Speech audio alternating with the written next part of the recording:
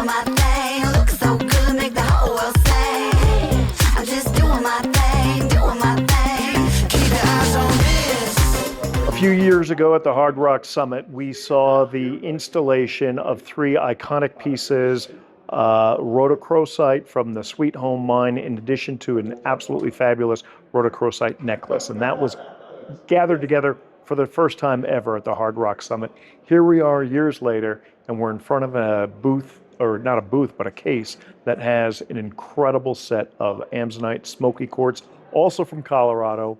It's the Smoky Hawk King, Smoky Hawk Queen, and the Baveno twins. Those were brought out, quite obviously, to anyone in the mineral world by the Dorris family. And we got Tim Dorris coming over here in just a second to share with us some background stories on these three iconic pieces. So stay tuned and let's listen to Tim Dorris. Tim, how you doing, buddy? Thank you for being here and for sharing your knowledge with these fabulous pieces with our audience. Tell us a little bit. I mean, this is a historic. Is this the first time the three have ever been put together? Yeah, this is the first time that these three particular specimens were together for public display. Okay. And these three pieces come from what we named the Icon Pocket. It's from the Smoky Hawk mine. I'm sorry. Let me start that over. I just got a weird message on that. Plus, I wasn't thrilled with my opening. As we're doing all these, like, oh, okay. Yep. It's a good thing we started over. Yeah. Turn that off. Perfect. Yeah. Tim, great seeing you. How are you? I'm doing well. How are you? I am fantastic. Great. Thank you for joining us today, and thank you for sharing your extensive knowledge of these three fabulous pieces with all of the viewers at home. Let me ask you, is this the first time that the three of these have been gathered together in public? Yes, this is the first time these three pieces have been gathered for public viewing. These three pieces are Amazonite and Smoky quartz, and they come from the Smoky Hawk mine, from what we call the Icon Pocket. Iconic. Are they all from the same pocket? Yes, all three are from okay. the same pocket. Yeah.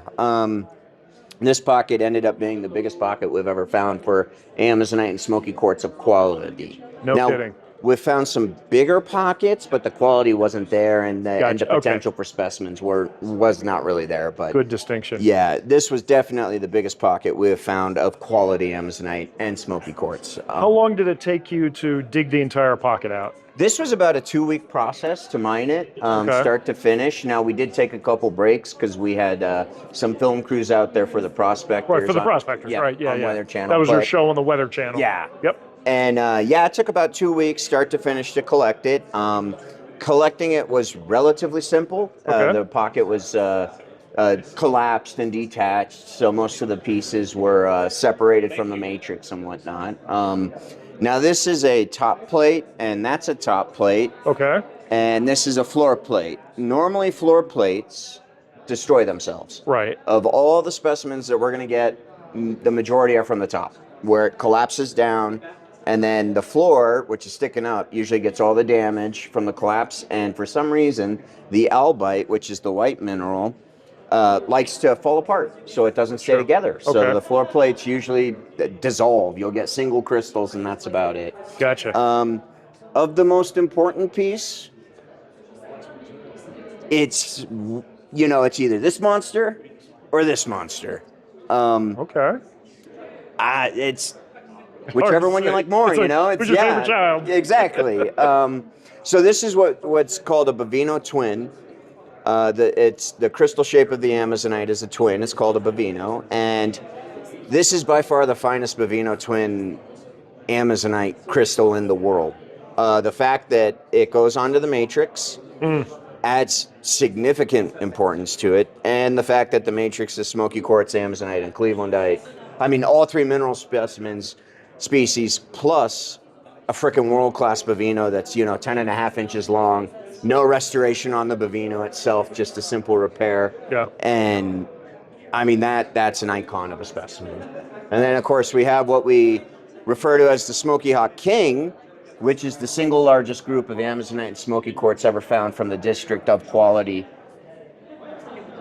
I mean, there's just nothing else that approaches this size. How many pieces was the King in when you found it? Around 40. Okay, Yeah, most of it's just big crystals that go back together. gotcha. This section over here, this kind of central area with the big quartz, that was all relatively intact, believe it or wow. not. The areas where most of the repair work is done is on the edges and around the back and around that edge there. So it's mostly smaller pieces, but most of the big crystals, you know, they're intact. There's very little restoration on the specimen. And this is a legitimate specimen. Okay. You know, it's not a pocket reconstruction or a theorized piece. No, this is legitimate. This is 100% the way it came out of the pocket. So it was all lock fit and just Yep, all went back lock together fit, tight perfectly. fits. There is some restoration that was done, that was not done by me, but done by, I believe, Collector's Edge, that the museum had them do, Okay. that just spruced up some of the repair lines and whatnot. Gotcha. And it is in the property of the Denver Museum of Nature and Science. Right, So right. they own this, and we're very happy it's in that museum. It's Colorado Museum. It's where it belongs. Yeah. It really shouldn't be anywhere else. Correct. And this, along with the Alma King, the rhodochrosite from the Sweet Home Mine, I mean, you have... Colorado's known for 3 world-class minerals.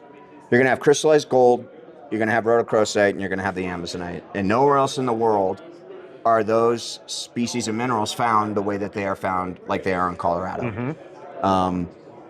So this is the Smoky Hawk King, biggest group ever discovered. Now, how far away was the king and its 40 pieces to what we refer to as the queen? So the queen was actually found first, Oh, and it was right next to this one in the pocket. The queen was actually to the left side, okay. and this guy was to the right side of the pocket. Now, this pocket was huge. It was about, I want to say, 10 feet across by 6 feet deep, by about 2.5 feet tall. The tallest part of the pocket was where the Baveno was found, sticking up in the middle of the pocket, and it kind of formed a teardrop. And at the bottom of the lowest part of the teardrop, if you were to turn that teardrop sideways, the deepest part of the pocket is where this guy was found. Gotcha. Where the Baveno was found. And the Baveno, there's never been a Baveno twin like that found in anywhere that I can think of. Well, then let me ask you the obvious question. How many times or how many dreams did you have trying to put the two of these together into one piece? Well, that's a good question. I know that the queen and the king could probably go together, but it would be such a funky fit Okay. that it wouldn't be worth doing.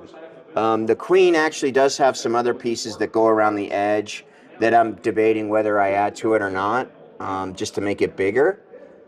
But aesthetically, it's an argument of, do I do it? Right, right. Like, it would belong there. That's how it grew. But, you know, as we trim mineral specimens to create a more aesthetic look, you may leave those off just to please the eye. Exactly. And it's because you can make some Frankensteins, and Sure. people don't like them. You know, you don't need something that's Tetris together that looks funky. Right. The queen is the second biggest piece out of this pocket. The amazonites are, you know, the two amazonites up front are the size of beer cans, maybe a little bigger. Mm-hmm. This has minimal restoration. Most of this is just fit repairs, and that's about it. This was, God, that's a good rock. It's good seeing it The again. more you look at it, the Yeah. more you fall in love with it again. Yeah. Okay, so now people may mistakenly think this is what they looked like when they were found, which, as people who have seen interviews with you over the years, they realize it's nowhere near that. How bad were these? How much iron staining was on it? What was your process? Because you are the guy who is the number one expert on cleaning these. To put the pocket back together, the specimens back together, which is, these pockets are collapsed, so the crystals are usually separated. The groups very rarely stay together, so I have to put them back together, like, you know, fine china or Greek pottery. So we do that. So the fit finding stage was about 2 years of labor. Wow. Yeah. And then the cleaning stage, because these amazonites come out with iron staining on them, rust, various clays. Mm-hmm. This was a yellowish kind of clay that was in the crystal. Okay. almost a kaolinite that can actually be cooked on top of the amazonite that has to be removed. Okay. It's like a white powder that has to go away. Relatively speaking, this was a very clean pocket. Yeah. So But it's not like that clean. correct. It's they have to be cleaned. Yeah, I mean, yeah. if they're not clean, then you don't get this. And Right. I'll look at other amazonites that have been found by other people, and I'll go, that needs to be cleaned because it's only a quarter of the way through our process or halfway through. To bring a specimen up to this level of cleaning, 90% of the time is actually spent in the last 10% of cleaning the mineral specimen. So the bulk of the work goes fairly quick, but once you get to that last 10% of bringing it up to what I consider an acceptable level, that's where months can be sunk into making a mineral specimen look good from our deposit. So in general, how long did it take to prep these pieces so that they were finally ready to go out on the market?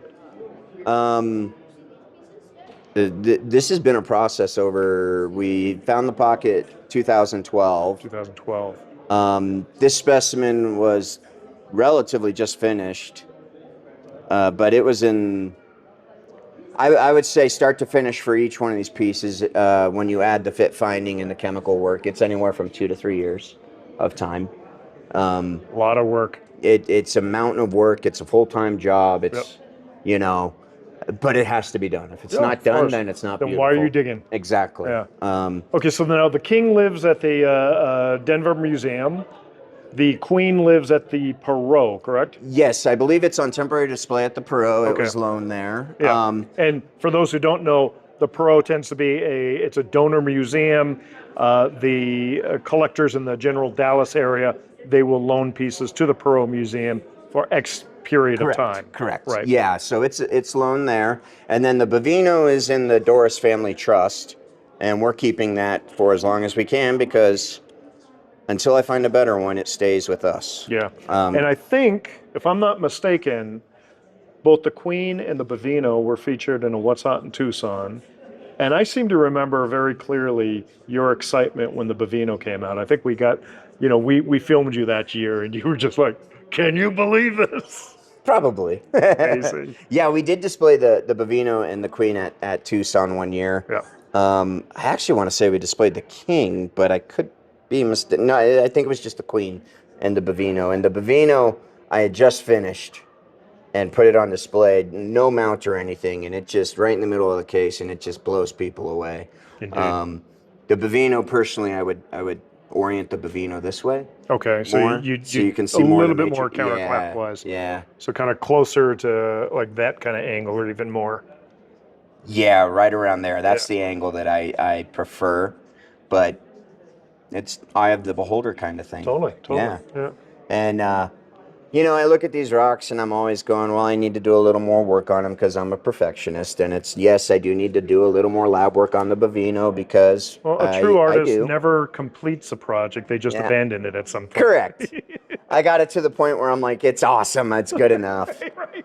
And I look at it now and I'm like, I got to do a little infill and a little detail work that 99% of the people out there would never notice. Yeah, but every to time me, you see it, you're like, that's the first thing your eye goes to. I get it. Because it is a full-time job, I'm usually focused on minerals going out to the market that I'm selling. So our own private mineral collection, as it were, is dead last in priority. Exactly. As it should be. Yeah, Sorry, exactly. but It is. that's You're life. correct. Yeah. I mean, if And the other thing is, especially with Amazonite Smoky quartz, I don't think there's anyone else in the world that can do as good a job as you can. I completely agree. Yeah. You're a bit biased, but we'll take that. Yes.